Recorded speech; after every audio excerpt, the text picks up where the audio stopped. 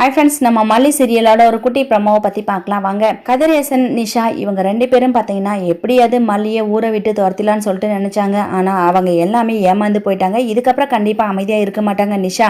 எப்படியாவது இந்த மல்லியை துரத்தியே ஆகணும் அப்படின்னு சொல்லிட்டு அவங்க ஒரு பக்கம் இருக்கிறாங்க. இன்னொரு பக்கம் இந்த ரஞ்சிதா, சித்ரா இவங்க எல்லாரும் ரொம்பவே ஷாக் ஆகிட்டாங்க. விஜய் மல்லி எல்லாம் வீட்டுக்கு வந்ததும் உடனடியாக இவங்க பார்த்தீங்கன்னா அந்த நிஷாவுக்கு கால் பண்ணி பேசுகிறாங்க. என்ன இந்த மல்லியை அப்படியே ஊற விட்டு துரத்திடுவாங்க, இல்லை போட்டு தள்ளிடுவான்னு சொல்லிட்டு நினச்சோம்.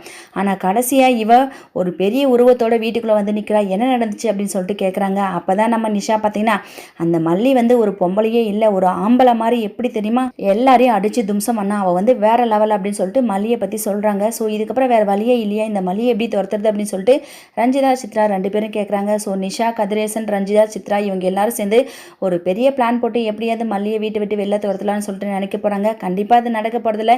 இவங்க எல்லாருமே மொக்க வாங்க தான் போகிறாங்க. வாங்க வெயிட் பண்ணி பார்க்கலாம். தேங்க்யூ.